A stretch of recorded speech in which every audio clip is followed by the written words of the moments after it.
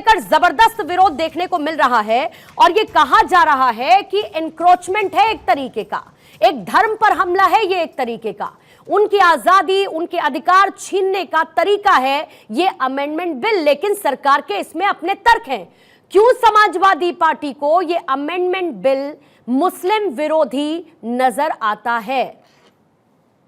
जी पूर्णिमा जी, ये freedom of speech, freedom of religion और जो फंडामेंटल राइट्स मिले हुए हैं मुस्लिम समाज को, उसका कहीं ना कहीं वायलेशन कर रहा है। क्योंकि आर्टिकल 25 और 26 में इस बात का बाकायदा जिक्र है कि मुसलमान अपनी प्रॉपर्टीज का जो उनकी है उसका वो खुद मैनेजमेंट कर सकता है और अपने इंस्टीट्यूशन चला सकता है।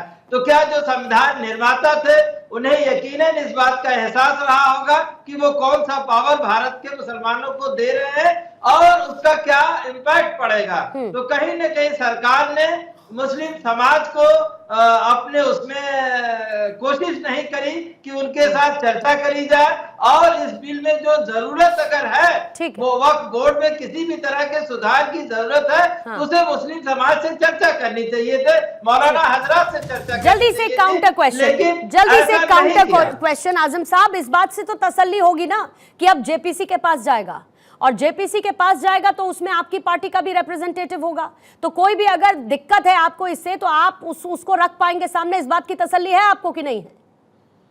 बिल्कुल ज्वाइंट पार्लियामेंट कमेटी हम लोगों की मांग थी कि भाई अगर एटलीस्ट आप वो नहीं वापस नहीं लेते हैं तो सेलेक्ट कमेटी, स्टैंडर्ड कमेटी या जीपीसी को दिया जाए। तो जीपीसी को जाना ठीक है, उसमें चर्चा होगी और सरकार को लगेगा कि हाँ ये चीजें गलत है, सरकार उसे वापस लेगी, हमें इस बात की पूरी उम्मीद है। ठीक है, ठीक है, मैं आती हूं आपके पास। 1 मिनट के लिए आना चाहूंगी चंद्रमोहन शर्मा जी आपके पास, और प्रभात रंजन भी, जेडीयू के प्रवक्ता इस वक्त हमारे साथ जुड़ चुके हैं। प्रभात जी आपका भी स्वागत करती हूँ। चंद्रमोहन जी आपके पास आते हुए क्विकली 1 मिनट का समय रहेगा। ये बताइए कि सरकार कह रही है कि हमने तो सच्चर कमेटी की जो सिफारिशें थी उसी को लागू किया। क्या आप मानते हैं कि सच्चर कमेटी की जो सिफारिशें थी वो भी मुस्लिम विरोधी थी, जैसा कि इस बिल को लेकर, इस अमेंडमेंट को लेकर आप लोग कह रहे हैं? देखिए, पहले तो सरकार को स्पष्टता देनी पड़ेगी। अगर सच्चर कमेटी के लिए किया गया था तो फिर इनको इनकी सफाई गोरी देने की इतनी जरूरत क्यों पड़ी? और अनुच्छेद 14, 15 और 25 के अनुसार संविधान के अंदर जो सिद्धांत उसके अंदर है उसकी परिभाषित के ऊपर अलग परिप्रेक्ष्य में क्यों जाना पड़ गया? और क्यों भारत की नीति के अंदर फूट डालने की जरूरत भाजपा को पड़ जाती है? वो हर बार एक धार्मिक अनुच्छेद और एक धार्मिक प्रतिबंध पर दो धर्मों को आपस में भिड़ाने की कोशिश क्यों करती है? क्यों सत्ता की कुर्सी की लालच के अंदर वो बार बार धर्म की राजनीति को सामने ले आती है? ठीक है, आदिल हसन साहब आपके पास आते हैं और एक ओपनिंग स्टेटमेंट आपको लूंगी। आदिल हसन साहब, इतनी ओवैसी साहब को इससे समस्या क्या है? सरकार जब ये कहती है कि जिनको न्याय नहीं मिला हम उनको न्याय दिलाने के लिए, हम लड़ने के लिए ये अमेंडमेंट लेकर आए हैं। और दूसरी सबसे बड़ी बात सर, ये तो आपको भी नहीं अच्छा लगेगा ना कि आपकी कहीं पर जमीन है और अचानक से आकर कोई उस पर अपना दावा ठोक दे कहते हुए कि अरे रुको, ये तो वक्फ की जमीन है और हम इसको ले भी सकते हैं और उसके बाद जो हमें इस जमीन का करना है हम वो भी करेंगे, क्योंकि इतिहास इस बात का गवाह है कि वक्फ की जमीनों के साथ हुआ क्या है।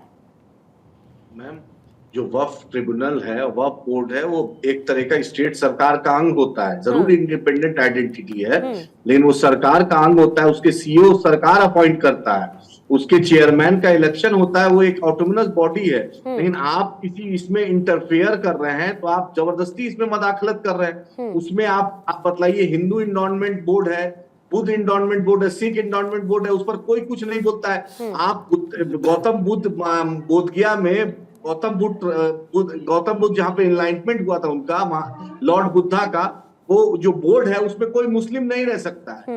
वहां अगर डीएम वहां का मुस्लिम है तो वहां नहीं रह सकता, नॉन मुस्लिम होगा। ये हर धर्मों का अपना नियम है।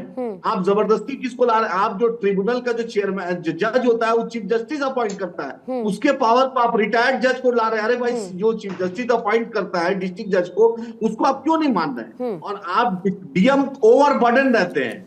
डीएम सरकार का, डीएम जो भी रहता है वो सरकार का पिछलग्गू रहेगा। ठीक है, पिछलग्गू रहेगा या बिजी रहता है, ये दोनों में अलग अलग बातें हैं साहब। ठीक है, आदिल हसन साहब 1 मिनट आपका पूरा हो गया, फिर इसके बाद आप अपनी बात को पूरा कीजिएगा। मैं आती हूँ आपके पास। प्रभात रंजन जी, जल्दी से एक टेक आपसे लेते हुए, ये मुझे बताइए कि किसी और धर्म के पास, आदिल हुसैन साहब भी अभी अभी उसका जिक्र कर रहे थे, ऐसी कोई बॉडी होती है क्या? किसी और धर्म के पास ऐसी कोई बॉडी होती है क्या? ऐसी कोई असीमित शक्तियां होती है क्या जैसे कि वक्फ बोर्ड के पास हैं? और वक्फ बोर्ड एक बॉडी है ना, उस बॉडी में क्या सरकार को इंटरफेयर करने का कोई अधिकार नहीं है? देखिए, जो भी बॉडी संविधान के द्वारा जिसका गठन ही किया गया है, उस पर संशोधन करने का अधिकार सरकार के पास ही होता है। वह लोकसभा के माध्यम से और राज्यसभा के माध्यम से विधेयक पारित करके उस पर नियम बनाती है। और यह पहली बार कोई संशोधन नहीं हो रहा है वक्फ बोर्ड में। आप कई बार देखी होंगी, 1954 में इसका गठन किया और पहला संशोधन 1955 में ही हुआ, 1993 में भी हुआ, 95 में भी हुआ और 2013 में भी इसमें संशोधन हुआ। क्योंकि बहुत बार ऐसा होता है कि वक्फ बोर्ड को बहुत सारी सरकारी जमीन मुहैया कराई जाती है। कहा जाता है कि इसके द्वारा इससे हुई हुई आय को आप गरीब छात्रों के बीच में छात्रवृत्ति के रूप में प्रदान करेंगे, गरीब लोगों को आप उससे रोजगार देंगे, महिलाओं को इससे आप लाभ देंगे। लेकिन एक बार बहुत सारी शिकायतें आती हैं और कई सारी सिफारिशें इसके विरोध में भी की गई है। अभी आप देखेंगे तो सच्चर कमेटी का भी यह रिपोर्ट था कि बोर्ड का गठन किया गया है, इसमें बहुत सारी अनियमितता पाई जा रही है। अच्छा सर का एक बार ऑडियो जरा करेक्ट करेंगे। ट्रिब्यूनल का भी गठन प्रभात जी, आपका ऑडियो में एक बार करेक्ट करवाती हूँ। आपका 1 मिनट का टाइम लिमिट भी खत्म हो गया। मेरी ऑडियो मुझे बाउंस बैक कर रही है और आपकी भी ऑडियो डबल आ रही है। मैं लौटती हूँ एक बार और आदिल हसन साहब इस पर काउंटर करना चाह रहे हैं, लेकिन उससे पहले हाफिज गुलाम सरवर आपके पास आते हैं, फिर हर्ष दहिया आपके पास आऊंगी। हाफिज गुलाम सरवर साहब, मुझे ये बताइए कि एक बार फिर से मुस्लिमों को डराने की कि तुम सुरक्षित नहीं हो, तुम्हारे अधिकार छीन लिए जाएंगे, तुम्हारे साथ दुर्व्यवहार हो रहा है, तुम्हें एक अलग नजरिए से देखा जा रहा है, ये सब कुछ प्रोपेगेंडा फिर से क्यों? और दूसरी साफ बात, वक्फ बोर्ड और वक्फ बोर्ड में अंदर खाने क्या कुछ हुआ, कितने विवादित केसेस हैं, किस तरीके से वक्फ बोर्ड में कुछ लोगों ने अपने अधिकारों का मिसयूज किया, ये सब तो आपको पता ही होगा, ये मुझे बताने की जरूरत नहीं है। और अगर संशोधन करने की जरूरत सरकार को लगती है, जो पहले भी हुए हैं, तो इसमें मुसलमानों को डरने की क्या जरूरत है? नहीं, मुसलमान तो कहीं डर ही नहीं रहा। सवाल यहाँ जो है वो मैं कहता हूँ कि भारत में इससे बेहतर और क्या होगा कि जेपीसी के हवाले कर दिया। अब इससे ज़्यादा सरकार, कैसी पारदर्शी सरकार आपको चाहिए, कौन सा बिल चाहिए? जेपीसी में तो सभी दल के लोग रहेंगे, तो संयुक्त संसदीय समिति स्वयं तय कर लेगी। उसमें हमको लगता है कि जो लोग अभी सड़क पर इधर उधर की बात कर रहे हैं वो तो मौजूद होंगे। वक्फ बोर्ड 75 वर्षों में, जो सच्चर कमेटी की रिपोर्ट ने कहा है कि मुसलमान दलितों से बदतर है, आप दिखा रहे हैं कि सेना और रेलवे के बाद आपके पास सबसे ज्यादा संपत्ति है, तो क्यों हमारे हाथ में कटोरा है? ये सवाल हम मोदी जी से क्यों पूछेंगे? जो इससे पहले की सरकारें या फिर मुसलमानों के रहनुमा, हम उनसे पूछते हैं कि हमारे हाथ में कटोरा क्यों है? सवाल का जवाब दे दीजिए, फिर आप मोदी जी से सवाल करते रहिए। ये मसला, ये लोग सिर्फ वोट की पॉलिटिक्स, ये गलत वो गलत, सड़क पे उतर जाऊंगा। अरे भाई, आपके पास कोई ड्राफ्ट है तो पेश कीजिए ना कि आप कैसा चाहते हैं, या यही लूट खसोट चाहते हैं तो बोल दीजिए कि लूट खसोट होने दीजिए। नहीं बोलिए, आपके लिए मैंने टाइम लिमिट नहीं रखा। नहीं, ये अब तक वक्फ बोर्ड के सारे कारनामे जो मुल्क के सामने हैं, जितनी जमीनें वीआईपी जमीनें हैं, या तो वक्फ बोर्ड से जुड़े मुस्लिम लीडरों ने या मुस्लिम संगठन के रहनुमाओं ने या उस दल के नॉन मुस्लिम लीडरों ने उस पर कब्जा कर रखा है। समय समय पर कांग्रेस की, सपा की और संयुक्त मोर्चा की, आज दिल्ली में आम आदमी पार्टी की या जेडीयू की, हमारे प्रवक्ता बैठे हुए, जिनकी भी सरकारें रही, उनके विधायक चेयरमैन होते हैं।